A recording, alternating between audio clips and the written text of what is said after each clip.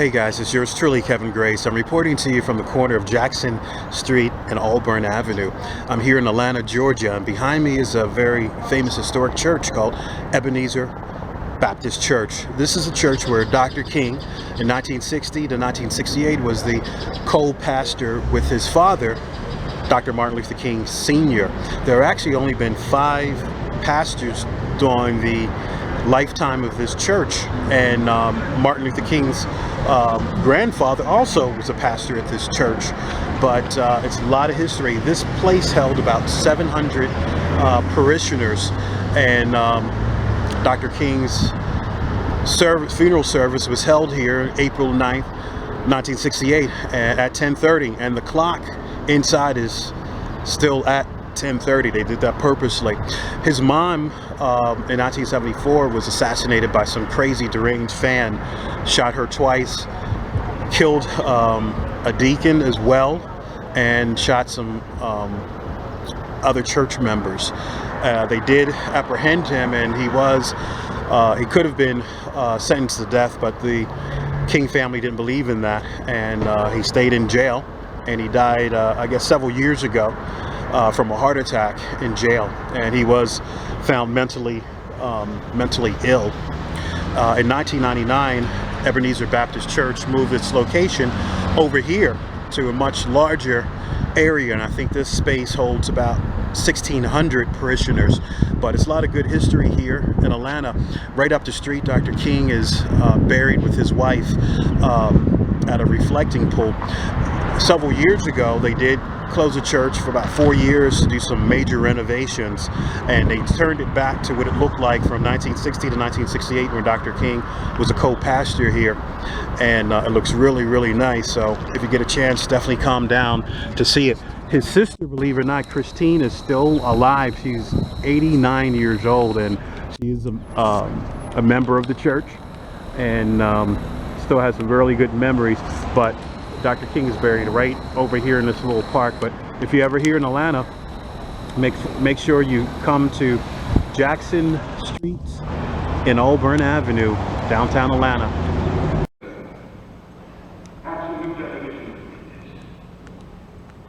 This morning, the thing that I like about it, by giving that definition of greatness, it means that everybody can reach, because everybody can serve. You don't have to have a college degree to serve.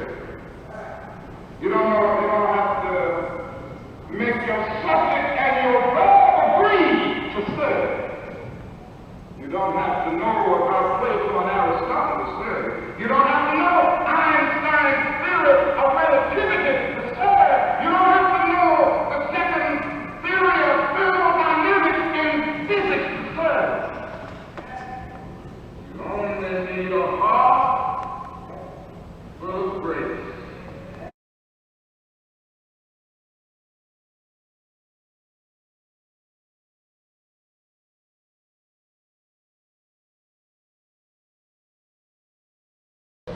Hey guys, it's yours truly, Kevin Grace. I'm reporting to you from Atlanta, Georgia. Behind me, as you can see, is a pool, but it's not a regular pool, and no, I'm not about to go swimming. This is a reflecting pool, and Dr. Martin Luther King is laid to rest here. In a second, you'll see his crypt with his wife, who's laid next to him, Coretta Scott King. The sun is a little bit too bright for me to show it to you right now, so I'm facing this direction. But down the street also is the church where he was the co-pastor with his father, Dr. Martin Luther King Sr. from 1960 to 1968 when he was assassinated in Memphis, Tennessee on April 4th, 1968. His wife died in 2006. I'm sorry to believe it's been 10 years ago that she passed away, and I've been here years ago, and I had no idea it's been that long. It was just he laid to rest. His wife was still alive at that time of my last visit to this area. But behind me, as you can see, is the crypt where he's buried, and down the street is Ebenezer Baptist Church.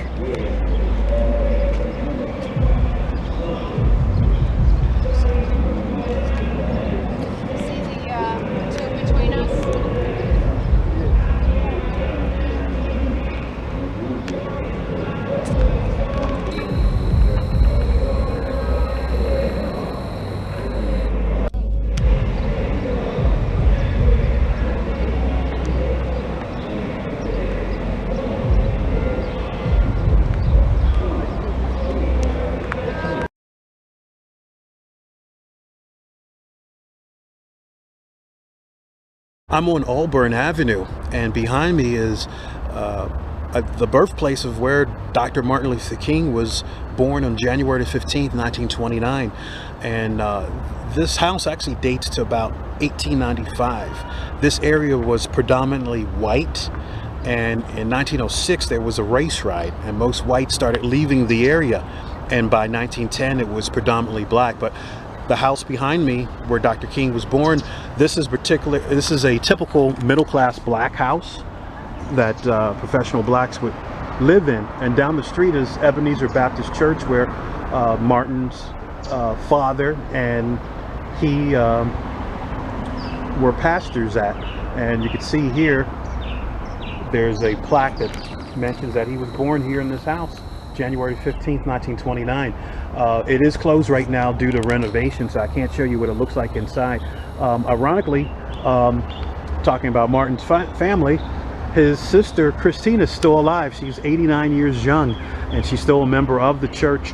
So about a block away from here is the church and where Martin's buried. So everything is right in walking distance. But as I mentioned, it is closed right now. And the next time I come through here, hopefully I'll show you some pictures of what it looks like inside. But if you're ever here in Atlanta, Georgia, make sure you come down and check this out. Across the street are houses that I guess you would call these the shotgun houses. This is where some of blue-collar workers lived. But if you're ever here in Atlanta, Georgia, make sure you check it out. Auburn Avenue and Boulevard Street.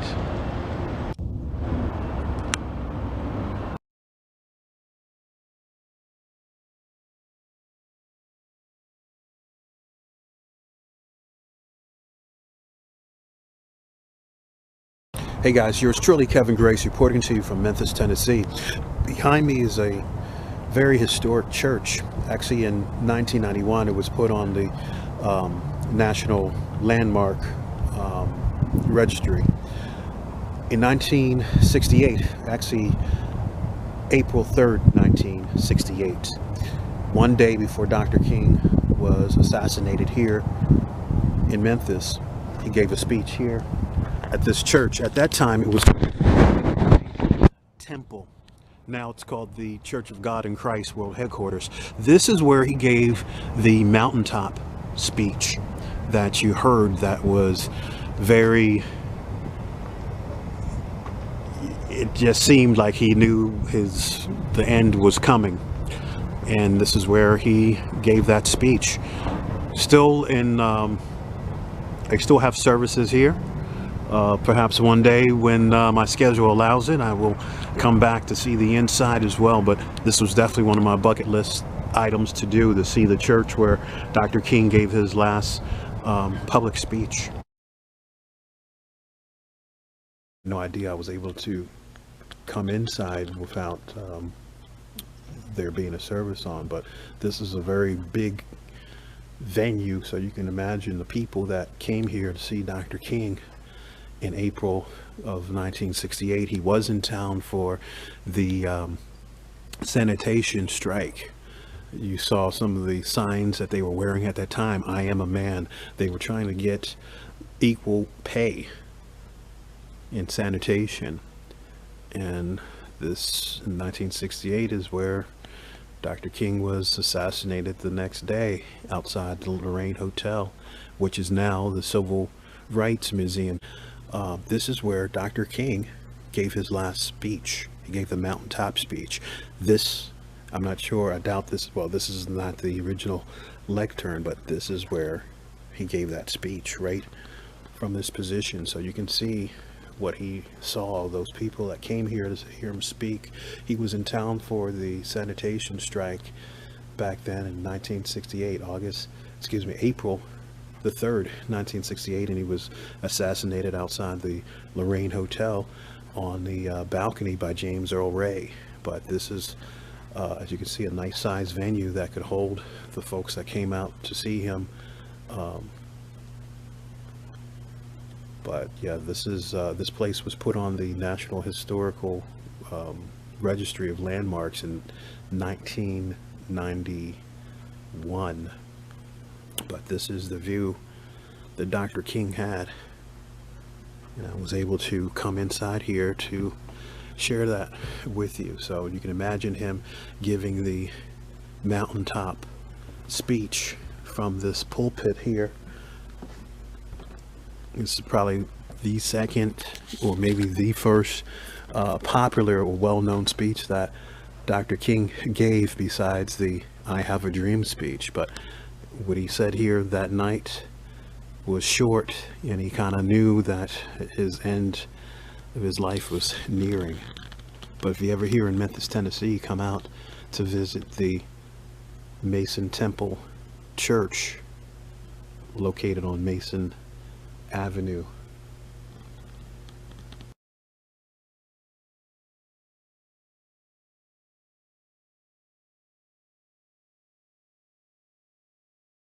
I don't know what will happen now. We've got some difficult days ahead. But it really doesn't matter with me now, because I've been to the mountaintop. I don't mind. Like anybody, I would like to live a long life. Longevity has its place. But I'm not concerned about that now. I just want to do God's will. And He's allowed me to go up to the mountain. And I've looked over and I've seen the promised land. I may not get there with you, but I want you to know tonight that we as a people will get to the promised land.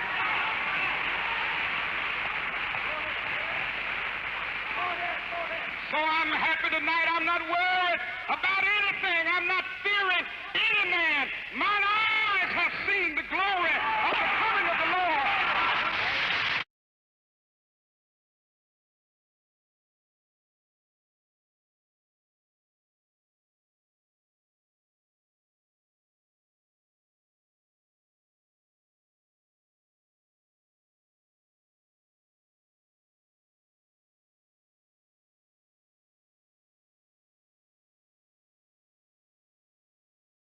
Hey guys, this is yours truly, Kevin Grace, reporting to you from Memphis, Tennessee.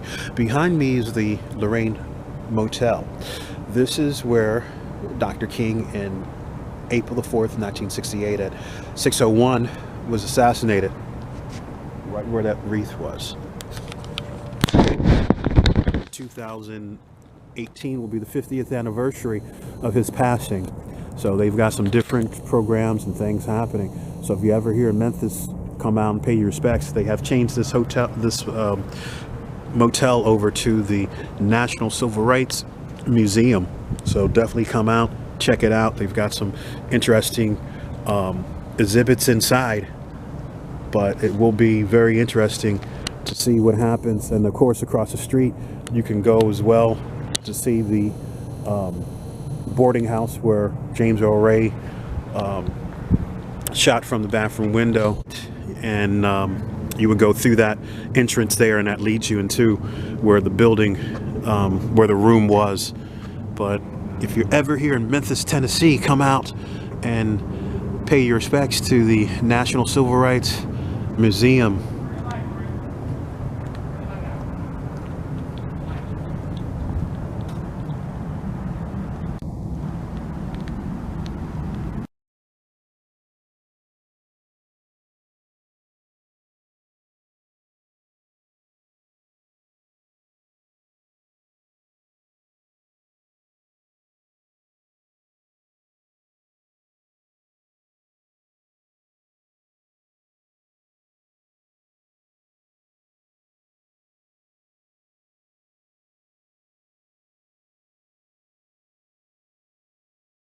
On this spot where Dr. King gave his I Have a Dream speech on Wednesday, August the 28th, 1963, it was attended by 300,000 people, and because of this event, the next year the Civil Rights Amendment was passed in 1964, and 1965 the Voters' Rights Act was passed as well.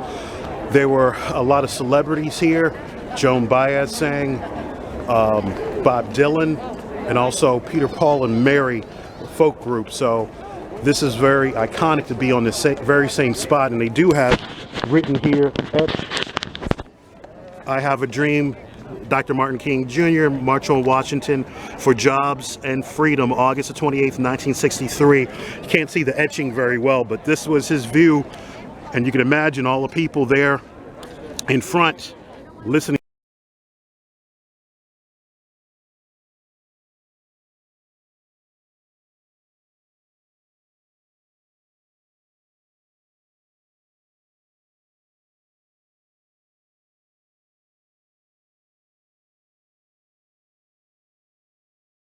I have the pleasure to present to you Dr. Martin Luther King, Jr.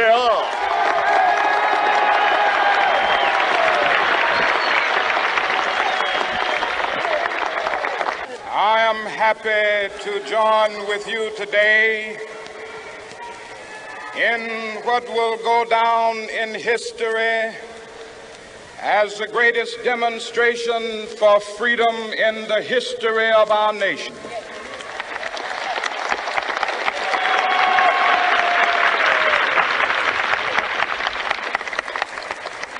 Five score years ago, a great American in whose symbolic shadow we stand today signed the Emancipation Proclamation. This momentous decree came as a great beacon light of hope to millions of Negro slaves who had been seared in the flames of withering injustice. It came as a joyous daybreak to end the long night of their captivity. But 100 years later, the Negro still is not free.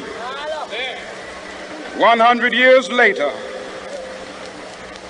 the life of the Negro is still sadly crippled by the manacles of segregation and the chains of discrimination.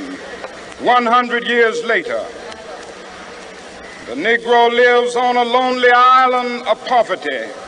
I have a dream that one day this nation will rise up and live out the true meaning of its creed. We hold these truths to be self-evident, that all men are created equal.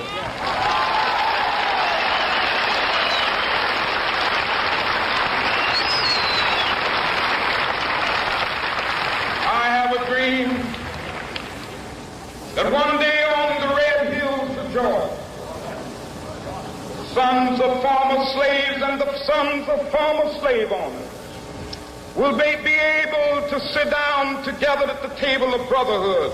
I have a dream that one day, even the state of Mississippi, a state sweltering with the heat of injustice, sweltering with the heat of oppression, will be transformed into an oasis of freedom and justice. I have a dream. My four little children will one day live in a nation where they will not be judged by the color of their skin, but by the content of their character. I have a dream today.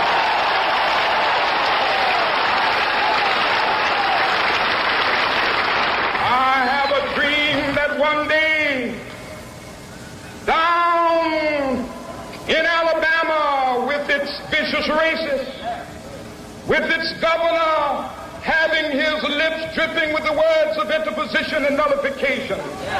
One day right there in Alabama, little black boys and black girls will be able to join hands with little white boys and white girls as sisters and brothers. I have a dream today.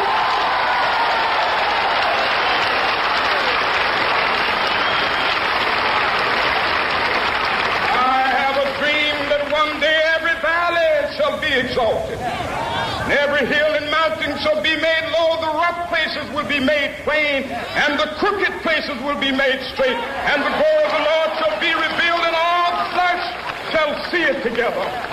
This is our hope. This is the faith that I go back to the South with this faith. We will be able to hew out of the mountain of despair a stone of hope. With this faith, we will be able to transform the jangling discords of our nation into a beautiful symphony of brotherhood. With this faith, we will be able to work together, to pray together, to struggle together, to go to jail together, to stand up for freedom together, knowing that we will be free one day.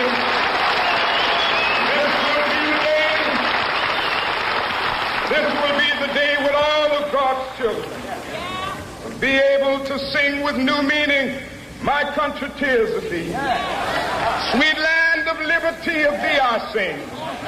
Land where my fathers died, land of the pilgrim's pride. From every mountainside, let freedom ring. And if America is to be a great nation, this must become true. And so let freedom ring. From the prodigious hilltops of New Hampshire, let freedom ring.